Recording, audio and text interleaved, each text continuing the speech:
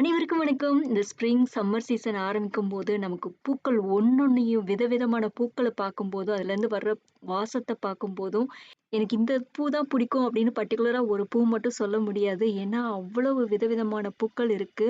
அதுல எனக்கு இந்த பூவோட வாசமும் எனக்கு ரொம்ப பிடிக்குங்க. என்ன மாரியே உங்கள்ல நெறைய பேருக்கு இந்த பூவோட வாசம் ரொம்ப பிடிக்கும்னு நெனைக்கிறேன். எங்க வீட்டுக்கு முன்னாடி இந்த செடி எல்லாம் இருக்கு. இந்த செடியிலருந்து இந்த பூக்கள் குட்டி குட்டியா இந்த ஒயிட் கலர்ல இந்த பூக்கள் வரும்.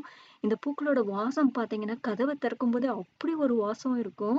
நம்ம பேக் யார்ட்ல நின்னுருந்தா கூட பார்த்தீங்கன்னா, அவ்வளோ நல்ல வாசம் வந்துட்டுருக்கும். அதேபோல பார்த்தீங்கன்னா, எங்க நெய்பர்ஹுட்ல இந்த எல்லா வீட்டு முன்னாடியும் இந்த செடி இருக்கும்.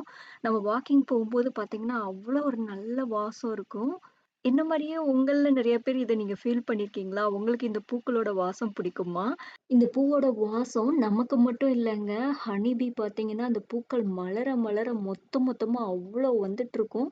அதோட சத்தமும் பார்த்தீங்கன்னா, நமக்கு நல்லா தூரத்திலேயே நல்லா கேட்கும். அவ்ளோ ஹனி பீஸ் வந்துட்டுருக்கும். இந்த செடியோட பேரு பார்த்தீங்கன்னா, பிரிவெட் ஹெட்ஜ் அப்படின்னு சொல்றாங்க.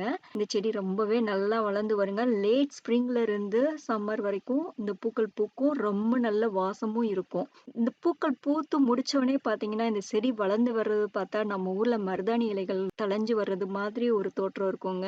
என்ன மாதிரியே உங்களுக்கும் இந்த பூச்செடி பிடிக்கும், இந்த மாரி ஃபீல் பண்ணியிருக்கீங்க அப்படின்னா கமெண்ட்ல சொல்லுங்க. அனைவருக்கும் நன்றி, வணக்கம். மறக்காம இந்த வீடியோ பிடிச்சிருந்தது அப்படின்னா ஒரு லைக் குடுங்க.